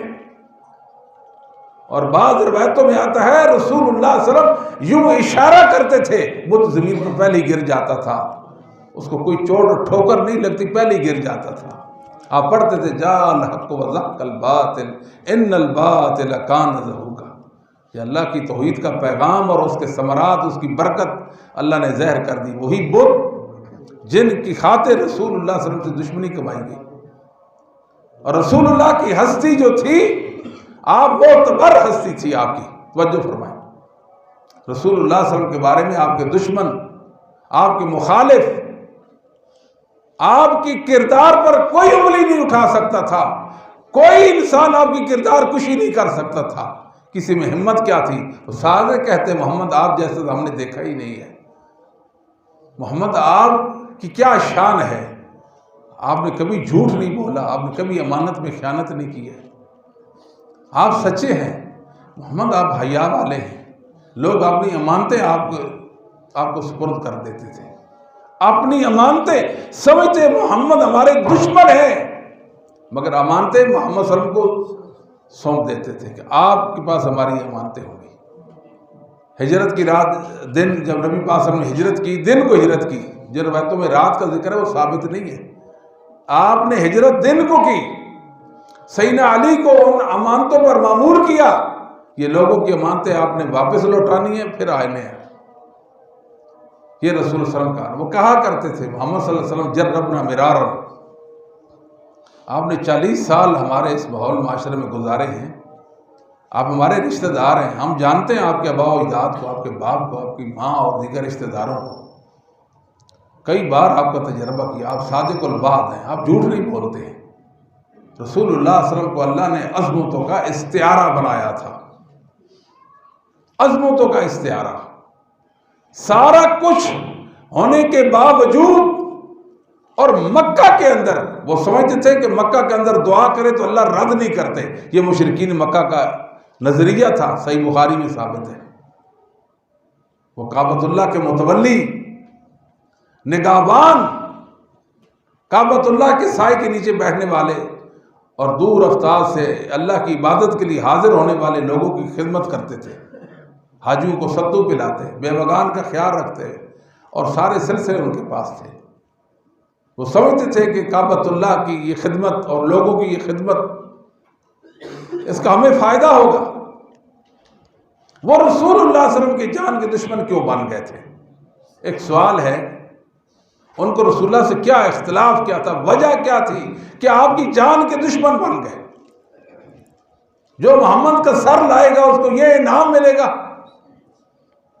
رسول اللہ صلی اللہ علیہ وسلم ابتدائی ایام میں اکیلے تھے، سب سے پہلے صدیق نے آپ پر ایمان لایا تھا، صدیق نے ایمان لایا، چند ساتھی تھے آپ کے، کعبۃ اللہ کے سین میں آپ اللہ وحدہ لا شریک کی عبادت کر رہے تھے، بخاری کی روایت ہے۔ سر بھی سجود، محمد صلی اللہ علیہ وآلہ وسلم اللہ وحدہ لا شریک کے سامنے سجدہ کر رہے ہیں۔ ابو جہل اور اس کے ساتھی عتبہ، شیبہ، مشرکین کے رؤساء اور ان کے سردار بیٹھے ہوئے ہیں۔ ایک شقی القلب اور بدبخت کہتا ہے فلاں جگہ فلاں کی اونٹنی مری پڑی ہے، اس کی بچہ دانی اور اس کی اوج اٹھا کر محمد پر کون ڈالے گا؟ گیا اور اس نے رسول کریم صلی اللہ علیہ وسلم کی پیٹھ مبارک پر وہ اوج ڈال دی. مسخرے لوٹ پوٹ ہو رہے ہیں اور محمد صلی اللہ علیہ وآلہ وسلم اپنے اللہ کے سامنے جھکے ہوئے ہیں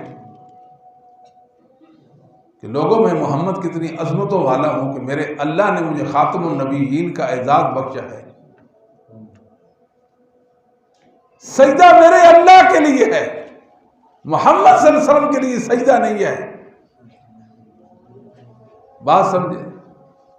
پھر فاطمہ آئی رضی اللہ تعالیٰ عنہ، وہ اپنے چھوٹے ہاتھوں کے ساتھ اس اوج کو دور کیا. تم ایسے اور ایسے ہو، بتاؤ میرے بابا کا جرم کیا ہے؟ ایک شقی القلب بدبخت انسان نے رسول اللہ صلی اللہ علیہ وسلم کے گلو عطر میں آپ کے گلے میں چادر ڈال دی اور زور سے کھینچا. آپ کی آنکھیں مبارک باہر آ گئیں، آنکھیں مبارک. سیدنا ابو بکر انوال ہو گئے، چھوڑ دو. قریب تھا کہ آپ کی جان نکل جاتی. یہ دشمنی کیوں؟ طائف کا واقعہ بھی معروف ہے نا، مشہور واقعہ ہے طائف کا. اور بادشاہوں نے، نوجوان نے رسول اللہ صلی اللہ علیہ وسلم کا پیچھا کیا، آپ کو پتھر مارتے تھے، زخمی کر دیا، زخموں سے چور کر دیا. اور بادشاہ نوجوان آپ کا پیچھا کر رہے ہیں، اور محمد صلی اللہ علیہ وسلم اللہ کی توحید کے داعی اور توحید کے پیغامبر. اللہ یہ ناسمجھ ہے. اگر میں محمد کو جانتے ہوتے اور میری دعوت کو سمجھتے ہوتے تو میرے ساتھ ایسا برتاؤ کیوں کرتے؟ اس کی وجہ یہ ہے کہ مجھے جانتے نہیں اور میری دعوت کو سمجھتے نہیں ہیں. تو رسول اللہ صلی اللہ علیہ وآلہ وسلم کے ساتھ ان کا اختلاف کیا تھا کہ آپ عقیدہ توحید بیان کرنا چھوڑ دیں. اس عقیدے کی ذات میں ہمارے بزرگ آتے ہیں، ہمارے بزرگ آتے ہیں. اصل مسئلہ بتانا یہ مقصود ہے. وہ جو بتوں کے پجاری تھے، معروف بات ہے، نظریں نیازیں وہ بتوں کے سامنے پیش کرتے تھے، عاجزی کا اظہار کرتے، دور ندیز سے ان کی سور پکار کرتے تھے. جس طرح آج ہم کہتے ہیں نا، یا شیخ عبد القادر جیلانی شیئا للہ، اے شیخ عبد القادر جیلانی مجھے اللہ کے لیے کچھ دیجئے. کہتے ہیں کہ نہیں کہتے؟ ہمیں اللہ کے لیے کچھ ہو دیجئے، مانگتے ہیں نا شیخ عبد القادر جیلانی سے. اللہ اکبر. محمد صلی اللہ علیہ وسلم کے گھر میں کئی دن چولہا نہیں جلتا تھا. ایک دن ایسا آیا، طبرانی کے اندر روایت ہے، امام طبرانی کا نام سلیمان بن احمد الطبرانی، آپ کے استاد عبدان بن احمد، اور ان کے استاد محمد بن زیاد البرجمی، اور ان کے استاد مصر بن کدام، اور ان کے استاد زبید بن حارث، اور ان کے استاد مرہ بن شرحیل. وہ عبداللہ بن مسعود سے بیان کرتے ہیں. عبداللہ بن مسعود کہتے ہیں ایک دن نبی کریم صلی اللہ علیہ وسلم کے گھر مہمان آ گئے. ضیافت کے لیے کوئی چیز نہیں گھر میں، ضیافت کے لیے کوئی چیز نہیں ہے، کوئی چیز نہیں. گھر میں بندہ بھیجا، مہمان آئے، کچھ کھانے کے لیے کچھ بھی نہیں ہے. اللہ اکبر. اللہم انی اسالک، اللہم انی اسالک من فضلک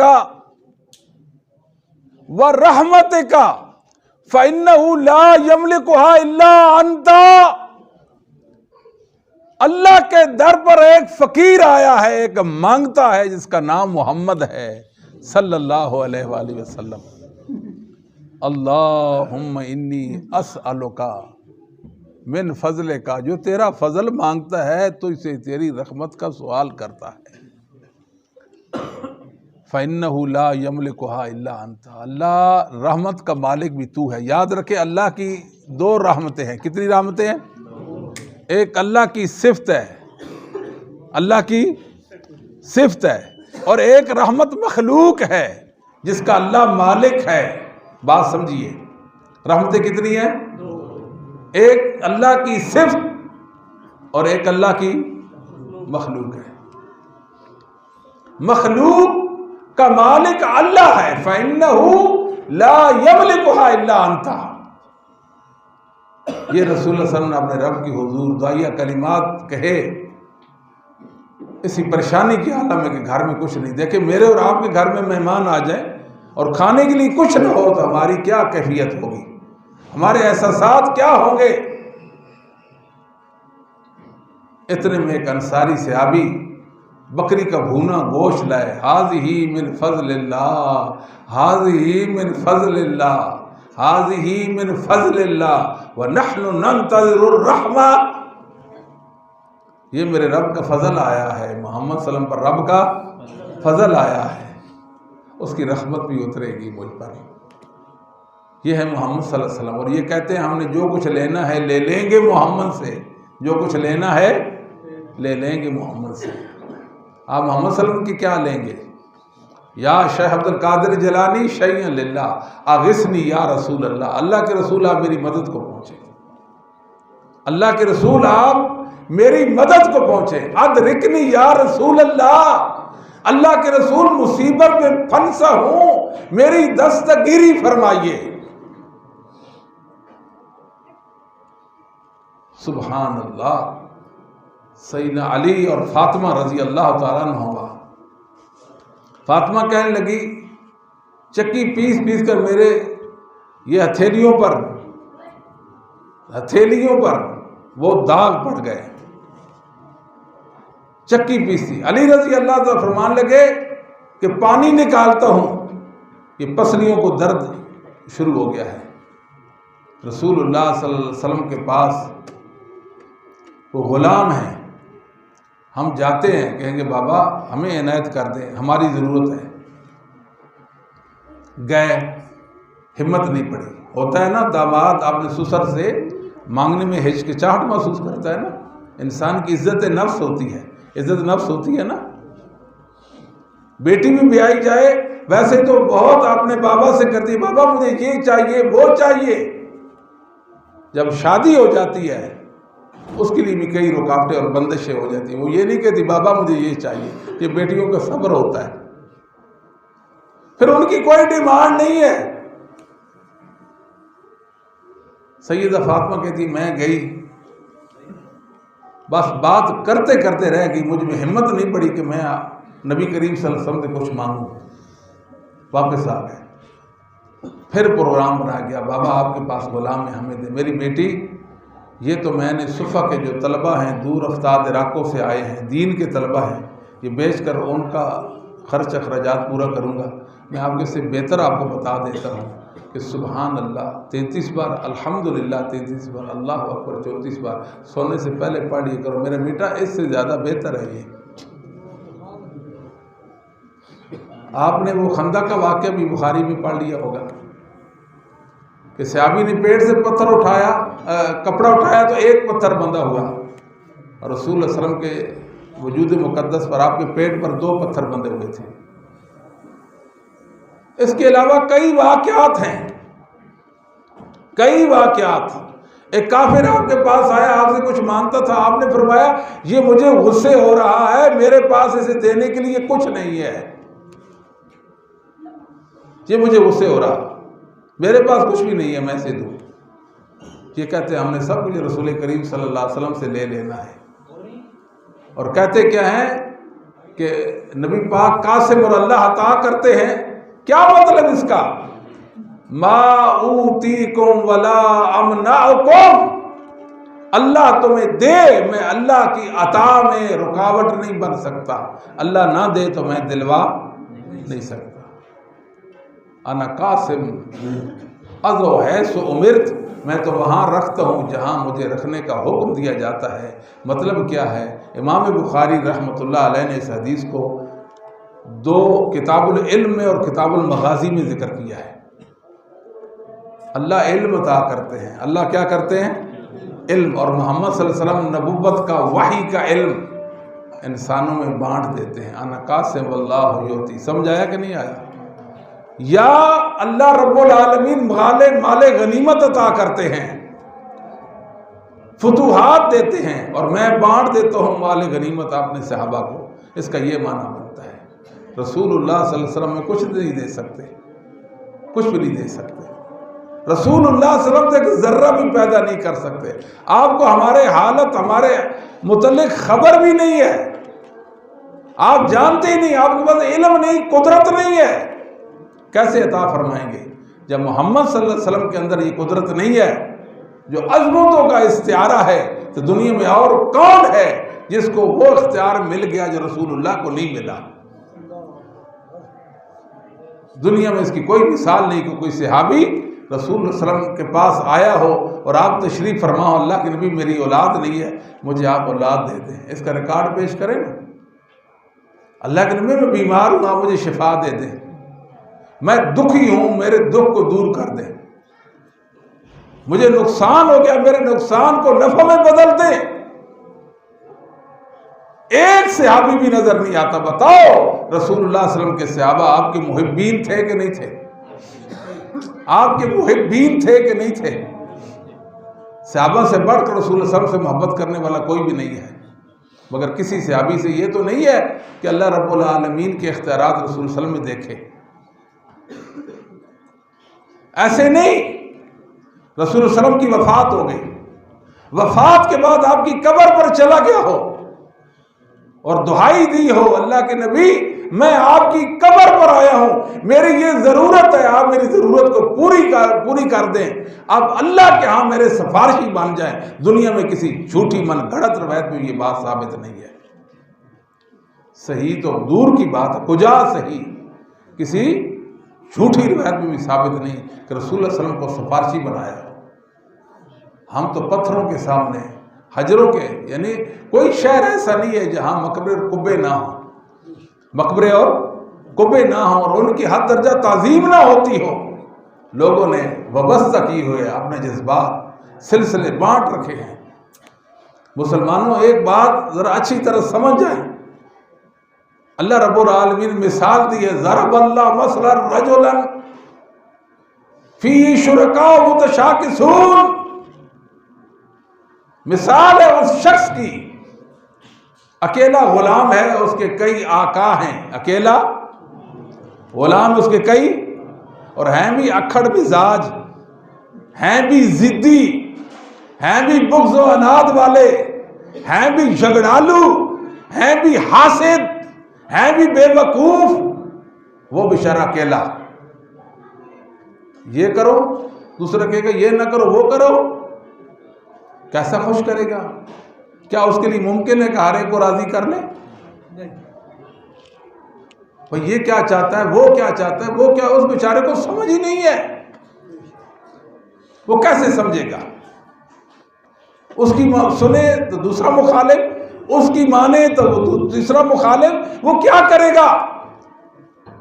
وَرَجُلًا سَلَمَ لِلرَّجُلِ، ایک وہ بھی ہے جس کا ایک آقا، جس کا ایک مالک ہے، اس کو پتہ ہے اس کے مقاصد کیا ہے، اس کا مزاج کیا ہے، راضی کس بات پہ رہتا ہے، ناراض کس بات پہ ہوتا ہے، ناراض ہو جائے تو راضی کیسے ہو جاتا ہے، یہ سب کچھ اس کو پتہ ہے۔ حل یستویان، حل یستویان، حل یستویان مسئلہ، یہ مثال میں دونوں برابر ہو سکتے ہیں؟ جس کے کئی آقا، کئی آقا، کئی آقا، اور جس کا ایک آقا، دونوں برابر ہو سکتے نہیں۔ الحمدللہ بل اکثرهم لا یعلمون، تعریف اللہ کی، کمال اللہ کا اکثر لوگ سمجھتے نہیں ہیں۔ آ جاؤ اکیلے اللہ کے در پہ آ جاؤ، اللہ کے شریکوں کو چھوڑ دو، ایک اللہ کو راضی کر لو، اس کے مقاصد کی پہچان کر لو، وہ راضی کیسے ہوتا ہے یہ جان لو، ناراض ہو جائے اس کو راضی کیسے کیا جاتا ہے یہ جان لو۔ اللہ نے کتنی پیاری مثال دی ہے، کتنی پیاری مثال دی، ایک اللہ ہے، ایک اللہ، تو جو اللہ کا شریک بنا، اللہ کے شریک بناتا ہے، یہ کون ہے جی بزرگ؟ آپ کو کیا مسئلہ ہے جی؟ ہمیں دانت کا مسئلہ ہے، فلاں وہاں مقبرے مزار پہ چلے جائیں، کیا مسئلہ ہے جی؟ سر درد رہتا ہے، فلاں پہ چلے جائیں، کیا مسئلہ ہے جی؟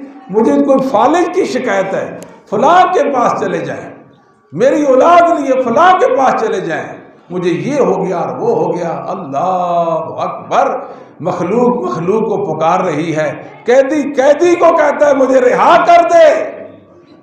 اللہ رب العالمین، اللہ رب العالمین، خلاق مطلق، اس کائنات کا خالق و مالک اور لوگوں کے معاملات کی اکیلے تدبیر کرنے والا اللہ، اس کو چھوڑ کر جس میں عاجزی نہیں ہے، جس میں نقص نہیں ہے، جس میں کمزوری نہیں ہے، جس کی ذات و صفات میں کمال ہے، اس کو چھوڑ کر عاجز درماندہ مخلوق کے سامنے چپ جاتا ہے۔ میری سنتا نہیں ہے، تیری موڑتا نہیں ہے۔ یہ کہاں سے عقیدہ لے لیا؟ محمد صلی اللہ علیہ وسلم کے ماننے والے تو ایسا عقیدہ نہیں رکھتے، نبیوں کے ماننے والوں کا یہ عقیدہ نہیں ہے، قرآن پڑھنے والوں کا یہ عقیدہ نہیں ہے۔ میرے بھائیوں، بزرگوں کا احترام اپنی جگہ پر، رسول اللہ سے بڑھ کر کس کا احترام ہو سکتا ہے؟ ہو سکتا ہے کیا محمد صلی اللہ علیہ وسلم کے احترام کا اور تعظیم کا اور آپ کی ہستی اور حیثیت کا یہ مطلب ہے کہ میں آپ کی سور پکار کروں؟ سور پکار کروں؟ ایک نے کہا ماشاء اللہ و شیتا، مسلم احمد کی روایت ہے، ماشاء اللہ و شیتا، جو اللہ چاہے اور جو آپ چاہیں، بل ماشاء اللہ شیتا، بل ماشاء اللہ، ایسا مت کہو اکیلا اللہ جو چاہے وہی ہوتا ہے۔ اجعلتنی للہ ندا، تو نے مجھے میرے رب کا شریک بنا دیا ہے، تو نے میرے رب کا مجھے، وَلَا تَقُولَنَّ لِشَيْءٍ إِنِّي فَاعِلٌ ذَلِكَ غَدًا إِلَّا أَن يَشَاءَ اللَّهُ۔ لوگوں، یہ محمد صلی اللہ علیہ وآلہ وسلم میرے پیارے ہیں، میرے چنیدہ ہیں، یہ تو نبیوں کے سید المرسلین ہیں، ختم نبوت کا لازوال اعزاز اللہ نے ان کو دیا ہے۔ ہستی کا کیا کہنا؟ اللہ فرماتے میرے محبوب یہ نہ کہا کرو کل میں نے یہ کرنا ہے، کل میں نے یہ کرنا ہے، اختیارات کو سمجھے نا، کل میں نے یہ کرنا ہے، یہ نہ کہا کریں، یہ کہا کہ میرے اللہ نے چاہا تو میں یہ کروں گا۔ اللہ نے چاہا تو یہ کرنا ہے، اللہ نے چاہا تو۔ محمد صلی اللہ علیہ وسلم کو بتایا اپنی عاجزی کا، اپنی بے بسی کا اظہار کر دیں، اپنی بے بسی کا اظہار کر دیں۔ وَمَن يُرِدِ اللَّهُ فِتْنَتَهُ فَلَن تَمْلِكَ لَهُ مِنَ اللَّهِ شَيْئًا۔ اللہ جسے پکڑ لے، آزمائش میں مبتلا کر دے، میرے محمد صلی اللہ علیہ وسلم اب ہرگز اس کے کام آ سکتے، اس کے کام آ سکتے۔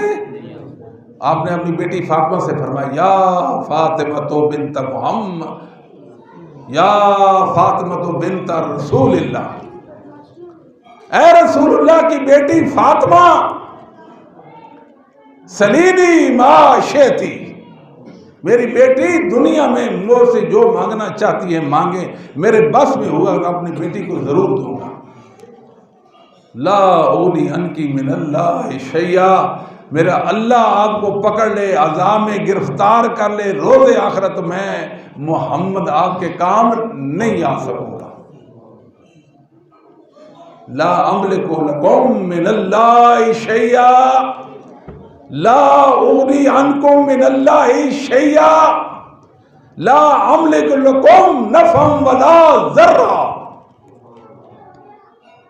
میں ذرہ برابر نفع نقصان کا مالک، نفع نقصان برابر بھی تمہارے کام آ سکتا۔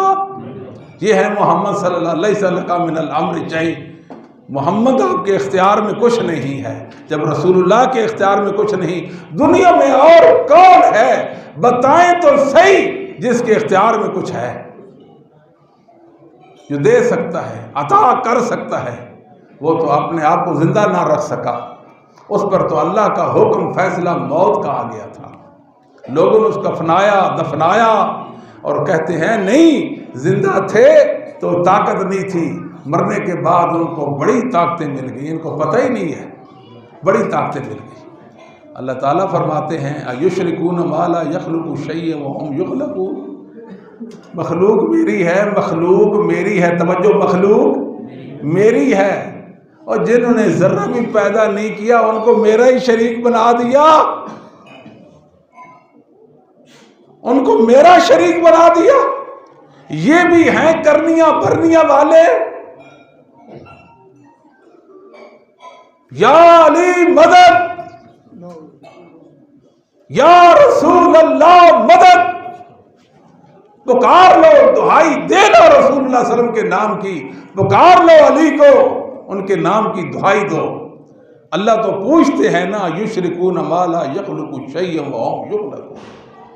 وہ پہلے ذرہ تو دکھاؤ جو علی نے تخلیق کیا، جس میں صفت خلق نہیں، پیدا نہیں کر سکتا، جو پیدا اس کے پاس علم بھی نہیں اور قدرت بھی نہیں، علم بھی نہیں قدرت بھی نہیں۔ جب رسول اللہ اور دیگر انبیاء علیہ السلام اور صلحائے امت کچھ پیدا نہیں کر سکتے تو ان کو علم غیب بھی نہیں، میرے حال سے اور آپ کے حال سے واقف بھی، اور ان کو ہمارے حالت کو بدلنے کی قدرت اور طاقت بھی حاصل نہیں۔ یہ بات سمجھیے، مشرکین مکہ جو تھے بات دوسری طرف چلی گئی۔ وہ کیا کرتے تھے؟ بت گھڑتے اور بتوں کی عبادت کرتے تھے۔ یہ کون ہے؟ یہ لات ہے، یہ عزا، یہ منات ہے، یہ فلاں، یہ فلان ہے۔ مت سمجھیے کہ پتھر لیا تراشا اور بت اس کی عبادت شروع، ایسا نہیں ہے۔ ایک بزرگ کی محبت میں، اس کی تعظیم میں، اس کی شکل پر ایک مورتی گھڑی جاتی تھی، بزرگ کی شکل پر۔ ایسے ہی پتھر لیا، اس کو گاڑ لیا، اس کا کوئی ثبوت نہیں، اس کو پوچھتے رہ گئے، کل ضرورت نہ پڑی پھینک دیا، یہ دنیا میں اس کا کوئی ریکارڈ نہیں۔ ہاں، اہل مکہ یہ خیال کرتے تھے کہ مکہ کے جو پتھر ہیں، حرم کے پتھر، یہ متبرک ہیں، سفروں میں اپنے ساتھ رکھا کرتے، پتھروں کو، عام پتھروں کو۔ کن پتھروں کو؟ عام پتھروں کو۔ کہیں جاتے اس کو توڑ کر پھینک دیا، مگر کبھی کسی نے بت گھڑا اور پھر توڑ دی، اس کا کوئی ریکارڈ۔ بت تو اصل میں اس کے پیچھے بزرگ کی عقیدت ہوتی تھی، بزرگ کی عقیدت ہوتی تھی۔ آج اگر ہم نے مزار بنا لیے، مقبرے بنا لیے، قبے بنا لیے، غیر اللہ کے اڈے بنا لیے، اس کے پیچھے بھی کس کی عقیدت ہے؟ اور بزرگوں کی عقیدت ہے۔ یہ بات ٹھیک ہے یا غلط ہے؟ بزرگوں کی عقیدت ہے۔ کیا کوئی ہر دہلیز کو چومتا چاٹتا ہے؟ ہر دہلیز کی تعظیم کرتا ہے؟ ہر دیوار کے سامنے ایسے ڈر کر کھڑا ہو جاتا ہے؟ نہیں، تعظیم بزرگ کی قبر کی کرتا ہے، اور چوکھٹ کی تعظیم اس لیے کرتا ہے اس کی نسبت قبر کے ساتھ ہے۔ ہر پتھر کو متبرک نہیں سمجھتے، اس پتھر کو متبرک سمجھتے جس کا تعلق مزار اور قبر کے ساتھ ہے۔ یاد رکھیے مسلمانوں، پتے کی بات ہے آج۔ قبروں سے اگر انسانوں کو کچھ حاصل ہو سکتا ہوتا، نبیوں کی قبریں ہوں یا صلحائے امت یا اولیاء اللہ کی قبریں ہوں، کچھ حاصل ہو سکتا ہوتا، کوئی امید کوئی انسان باندھ سکتا ہوتا، تو اللہ آدم سے لے کر محمد صلی اللہ علیہ وسلم تک آنے والے ہر نبی کی قبر کا علم دیتے۔ یہ بات ٹھیک ہے یا غلط ہے؟ ایک ریکارڈ ہے اس دنیا میں، رسول اللہ صلی اللہ علیہ وسلم کے علاوہ دنیا میں کسی نبی کی قبر کا علم اور کسی صحابی کی قبر کا علم سوائے ابو بکر عمر کے۔ یہ بات تو ٹھیک ہے نا؟ بالتعیین کہہ سکتے ہیں رسول اللہ کے ساتھ جو دو مدفون ہستیاں ہیں وہ ابو بکر عمر ہیں، باقی کیا پتہ، باقی غرقد میں دفن ہے، فلاں دفن، کس کی قبر ہے کوئی پتہ نہیں۔ صرف رسول اللہ صلی اللہ علیہ وسلم کی قبر کا علم اللہ نے مومنوں کو دیا ہے، قبر رسول کے علاوہ کسی نبی کی قبر کا علم اللہ نے انسانوں کو نہیں دیا۔ عیسیٰ علیہ السلام زندہ نے آسمانوں پہ اتریں گے، اللہ کا دین بالا کریں گے، فوت ہوں گے، تبھی موت آپ پر آئے گی، قبر بنے گی۔ علم کیا ہمیں معلوم ہے عیسیٰ علیہ السلام کی قبر کہاں بنے گی؟ ابن ماجہ میں جو روایت ہے وہ تو ضعیف و منکر و غیر ثابت ہے۔ عیسیٰ علیہ السلام کی قبر کا بھی علم نہیں۔ ایک حنفی عالم ملا علی قاری گزرے ہیں، انہوں نے لکھا ہے انہو لم یثبت تعین و قبر احد من الانبیاء غیر قبر نبینا، یہ بات قطعی ثابت ہے، رسول اللہ کی قبر کے علاوہ کسی نبی کی قبر کا علم نہیں۔ اگر فیض ہوتا تو اللہ نہ بتاتے کہ یہ میرے پیاروں کی قبریں ہیں، جاؤ وہاں فیض پاؤ۔ سمجھ تو نہیں آتی؟ نظریہ یہیں سے قبروں والا ختم ہو جاتا ہے۔ اور یہ کبے کہاں سے آئے؟ بڑے بڑے کبے بنا لیے کہ تاکہ بزرگ کی قبر کی پہچان اور شان اور عظمت ظاہر ہو جائے کہ معمولی انسان کی قبر نہیں، یہ تو بڑا کوئی صاحب کرامت اور یہ اور وہ انسان تھا۔ یہ اسلام میں کوئی تصور نہیں، اسلام میں کوئی تصور۔ فرمایا علی جائیں ہر اونچی قبر کو جو شریعت کی لمٹ حد سے اونچی ہے اس کو شریعت کے حد پہ لے آئے، گھروں میں تصویریں مٹا دے، تصویریں ختم کر دے گھروں میں۔ ابو الحجاج الاسدی کو سید علی نے کہا میں آپ کو اس کام کے لیے معمور کرتا ہوں جس کام کے لیے مجھے محمد رسول اللہ نے معمور کیا تھا، اونچی قبروں کو گرا دیں، اونچی قبروں کو۔ ایک شرعی حد ہے قبر کی، اس حد سے قبر کو اونچا کرنے کی اجازت نہیں، چاہے جائے کہ آپ قبروں پہ کبے بنا لیں، ان پر مقبرے بنا لیں۔ یہ قبر رسول نبی کریم صلی اللہ علیہ وسلم کی قبر پر یہ جو گنبد ہے یہ کون سا موحدین اور اہل توحید نے بنایا ہے؟ یہ تو ترکی میں بدعتی لوگ تھے، ان بدعتیوں نے بنا دیا، اور لوگ خوش ہو رہے ہیں کہ نیلا گنبد، نیلا گنبد، سبز گنبد، تو کل اس کا کوئی اور رنگ ہو جائے پھر روئیں گے، کیا کریں گے؟ سبحان اللہ، لوگوں نے اللہ کی قسم محمد صلی اللہ علیہ وسلم کی ہستی کو پہچانا ہی نہیں ہے، آپ کی عظمتوں اور رفتوں کو جانا ہی نہیں ہے۔ اگر رسول اللہ کی معرفت ہو گئی یقیناً رب تعالیٰ کی معرفت ہو جائے گی۔ رسول اللہ کی معرفت کے بغیر اللہ کی توحید سمجھ آ سکتی ہی نہیں ہے۔ اور آج بھی دیکھتے ہیں ایک بزرگ ہے، زندہ تھے، پیر صاحب فوت ہو گئے، تصویریں بن گئی ان کی اور قبر بن گئی اور لوگ ان کی قبر میں جاتے ہیں، کہتے ہیں زندہ تھے تو اتنی طاقت نہیں تھی، مرنے کے بعد ان کو بڑی طاقت جو ہے نا وہ مل گئی۔ اللہ تعالیٰ کیا فرماتے ہیں؟ وَلَا يَسْتَطِيعُونَ لَهُمْ نَصْرًا وَلَا أَنفُسَهُمْ يَنْصُرُونَ۔ وَلَا يَسْتَطِيعُونَ یہ نہیں کہا کہ طاقت ہے اور مدد نہیں کرتے، سوئے ہوئے ہیں، آرام کر رہے ہیں، ناراض ہیں، غصے میں ہیں، ابھی خبر نہیں، خبر آئے گی تو پھر مدد کر دیں گے۔ وَلَا يَسْتَطِيعُونَ اللہ نے نفی کی چیز کی ہے اور استطاعت کی ہے، ان میں قدرت ہی نہیں، نہ ان کی مدد کر سکتے ہیں نہ اپنی مدد کر سکتے ہیں، نہ ان کی مدد کر سکتے ہیں نہ اپنی مدد کر سکتے ہیں، نہ ان کی مدد کر سکتے ہیں نہ اپنی مدد۔ ان الذین تدعون من دون اللہ عباد امثالکم، یہ تو تمہارے جیسے ہی بندے ہیں نا۔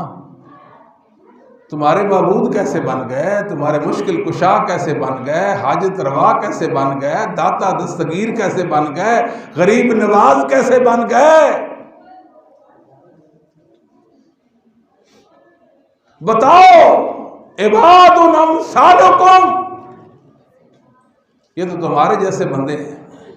اپنی حیثیت پہچان لو، کیا ایک مرتبہ بلند ہونا اور مانا ہے، تھے تو انسان ہی نہ تمہارے جیسے، مرتبہ کہاں سے ملا؟ فدعوہم، ضد کرتے ہو، ضد، فدعوہم فلیستجیبوا لکم، پکار لو ان کو، سن لو ان سے جواب، کیا جواب دیتے ہیں پھر بتانا کہ یہ جواب دیا ہے۔ ان کنتم صادقین، اگر سچے ہو تو یہ کوشش کر کے دیکھ لو۔ ان الذین تدعون من دون اللہ لن یخلقوا ذبابا، ایک مکھی، ذبابا نکرہ، حقیر مکھی، چھوٹی سی چھوٹی مکھی ہرگز پیدا کرنے کی قدرت و طاقت نہیں رکھتے۔ چاہے جائے کہ کسی کے مقدمہ میں شکست کو فتح میں بدل دیں، کسی کی رسوائی ذلت کو عزت میں بدل دیں، کسی کے نقصان کو نفع میں بدل دیں۔ لا حول ولا قوت الا باللہ، لا حول ولا قوت الا باللہ. یہ انشاءاللہ آپ نے روزانہ 100 بار تسبیح پڑھنی ہے اس کی. لا حول ولا قوت الا باللہ. پڑھیں آپ پڑھیں گے نا انشاءاللہ. ہاتھ کھڑے کریں جی جو ساتھی. اللہ رب العالمین مجھ سے آپ سے راضی ہو جائے. لا حول ولا قوت الا باللہ. میرے اللہ میں اعتراف کرتا ہوں اور یہ معمولی اعتراف نہیں ہے, بہت بڑا اعتراف ہے. ایک حالت سے دوسری حالت میں لے جانا, یہ طاقت اللہ تیرے پاس ہے, تیرے علاوہ کسی میں نہیں ہے. لا حول ولا قوت الا باللہ. مکھی بھی پیدا نہیں کر سکتے. وَلَوْ اجْتَمَعُوا لَهُ. سارے جمع ہو جائیں, مشرق مغرب شمال جنوب سارے جمع ہو جائیں. بزرگ آ گئے, باپے آ گئے, کرنیاں بھرنیاں والے آ گئے. بڑی دور کی بات ہے مکھی پیدا کر دینا. آج دن تک کسی بزرگ نے مچھر مکھی پیدا وَإِن يَسْلُبْهُمُ الذُّبَابُ شَيْئًا لَا يَسْتَنْقِذُوهُ مِنْهُ. یہ تو دور کی باتیں کرتے ہو. شرینی پڑی ہوتی ہے نا بزرگ کی قبر پر, مکھی اٹھا کے لے جا اپنے پروں کے ساتھ, اس کو واپس چھیننے کی بھی طاقت. ضعف الطالب والمطلوب, ضعف الطالب والمطلوب. کمزور کمزور کو پکار رہا ہے, کمزور کمزور سے ڈر رہا ہے, کمزور کمزور سے امیدیں وابستہ رکھتا ہے, کمزور کمزور پر توکل کرتا ہے, کمزور کمزور کو سفارشی بناتا ہے. ضعف الطالب والمطلوب وما قدر اللہ حق قدرہ. ان مشرکوں نے اپنے رب کی قدر ہی نہیں کی. ان کو کیا معلوم ان کا رب کتنی عظمتوں والا ہے. وآخر دعوانا الحمدللہ رب العالمین.